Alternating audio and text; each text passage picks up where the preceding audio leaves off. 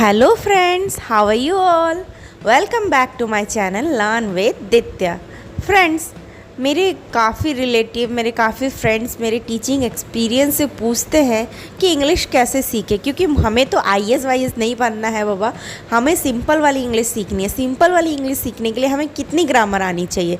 Grammar का तो बहुत वास्ट रूल है, ठीक है, बहुत लेंदी प्रोसेस है, ठीक है, लेकिन हम कैसे इंग्लिश जल्द से जल्द सीख सकते हैं? ठीक है, ग्रामर के कौन कौन से इम्पॉर्टेंट पार्ट्स होते हैं, कि कितनी ग्रामर इम्पॉर्टेंट है कि अच्छी खासी इंग्लिश हम लोग बोल लें। ठीक है, तो फ्रेंड्स, मैं आज आप लोगों को यही चीज़ बताने वाली हूँ कि अगर आप लोगों को एक अच्छी इंग्लिश स्पीकिंग करनी है तो आप लोगों की ये ग्रामर के 5 चीज़ों को सीखना ज़रूरी है। ये 5 चीज़ों के अंदर ही आप देखोगे, सीखने के बाद आप अच्छी खासी इंग्लिश बोलने लगे हो। ठीक है, तो ये 5 टॉपिक सीखने के लिए आप इस वीडियो में एंड तक बने रहें। और अभी तक अगर आप लोगों ने मेरे चैनल को सब्सक्राइब नहीं किया है तो क्या कर रहे हो यार, जाके सब्सक्राइब कर लो, ताकि मैं आप लोगों के लिए ऐसी ही वीडियोस बनाती रहूँ और आप लोगों को इंग्लिश जल्द से जल्द सिखा दूँ।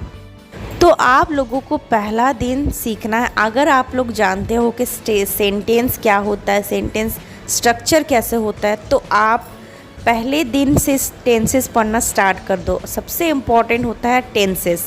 टेंसेस से आप ये जान पाओगे कि कौन सा सेंटेंस आपको प्रेजेंट में बोलना है, कौन सा सेंटेंस आपको पास्ट में बोलना है और कौन सा सेंटेंस आपको फ्यूचर में बोलना है। ठीक है, तो टेंसेस 12 प्रकार के होते हैं। अब ये 12 प्रकार के टेंस भी बहुत लेंदी होते हैं। ठीक है, तो आप एक दिन में एक टेंसेस को कवर करो। पहला दिन प्रेजेंट को पकड़ो, सेकंड दिन मतलब पहला दिन प्रेजेंट इंडेफिनिट को पकड़ो, सेकंड डे कॉन्टिन्यूअस को पकड़ो, थर्ड डे परफेक्ट को पकड़ो। इस तरह से आप 12 टेंसेस को कवर करो। ठीक है, टेंस आप फ्रेंड इतना जान लो, टेंसेस सीखे बिना आप इंग्लिश बोल ही नहीं सकते। टेंसेस बहुत इंपॉर्टेंट होते हैं इंग्लिश ग्रामर में। ठीक है, आप टेंसेस प्रैक्टिस करो। टेंसेस के बहुत सारे एग्जांपल्स ले लो, बहुत सारे सेंटेंसेस ले लो, उसको अफर्मेटिव में पहले बनाओ, पहले अफर्मेटिव के बाद उसको नेगेटिव में चेंज करके देखो, नेगेटिव के बाद उसको इंट्रोगेटिव में चेंज करके देखो। ठीक है, इस तरह से आप सेंटेंस को बनाते रहो और प्रैक्टिस करते रहो। सेकेंड है वर्ब। फ्रेंड्स, आप लोग जब टेंसेस सीखोगे तब आप लोगों को वर्ब का एक अच्छा खासा नॉलेज होना बहुत ज़रूरी है, क्योंकि वर्ब की फर्स्ट फॉर्म कब लगती है, वर्ब की सेकंड फॉर्म कब लगती है, वर्ब की थर्ड फॉर्म कब लगती है, वर्ब में आईएनजी कब लगता है, एस और ईएस कब लगता है, ये सारी चीज़ों का नॉलेज होना बहुत ज़रूरी है। तो सेकेंड लेसन में आपको वर्ब की अच्छी खासी नॉलेज होनी चाहिए। ठीक है, थर्ड चीज़ है वर्ड मीनिंग। अगर आप वर्ड मीनिंग ही नहीं जानोगे, अगर आप वोकैब ही नहीं जानोगे, तो आप इंग्लिश में वर्ड्स कहाँ से लाओगे?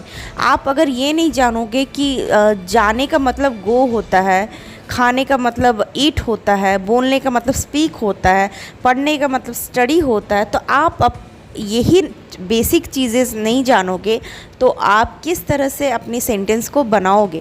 तो वर्ड मीनिंग भी बहुत इम्पॉर्टेंट रोल प्ले करता है इंग्लिश ग्रामर में। वर्ड मीनिंग आप एवरीडे आपको मैं नहीं बोल रही हूँ कि बहुत हार्ड वर्ड्स में जाओ, ज़रूरी नहीं है। जो बेसिक वर्ड्स होते हैं आपको एक बुक रीड करो, और जो आपको बेसिक वर्ड्स मिलते हैं अगर आप वो चीज़ लिखते हो अपने कॉपी में और उसको वर्ड मीनिंग फाइंड करते हो तो आपका वोकैबुलरी गेन होगा, आपका नॉलेज बढ़ेगा, आप अच्छी वर्ड्स को यूज़ कर पाओगे अपने स्पीकिंग के दौरान। ठीक है, तो वर्ड मीनिंग भी बहुत इंपॉर्टेंट चीज़ है। फोर्थ चीज़ होता है, फोर्थ लेसन में आता है आपका मॉडल्स। अगर आप टेंसेस अच्छे से सीख गए हो तो आप कुछ मॉडल्स के वर्ड्स भी सीख लो।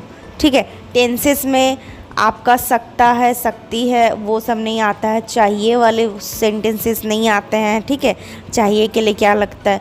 तो अगर आप टेंसेस अच्छी तरह से सीख चुके हो तो आप मॉडल्स के कुछ वर्ड्स सीख लो, जैसे कि कैन, कुड, मस्ट और शुड।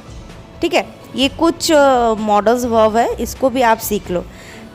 फोर्थ के बाद फिफ्थ में आता है आपका एक्टिव पैसिव थोड़ा एडवांस में जाता है, लेकिन अगर आप नॉर्मल भी स्पीक करना चाहते हो, कुछ 5-10 मिनट बोलना चाहते हो, ठीक है, तो एक्टिव पैसिव भी बहुत बड़ा रोल प्ले करता है।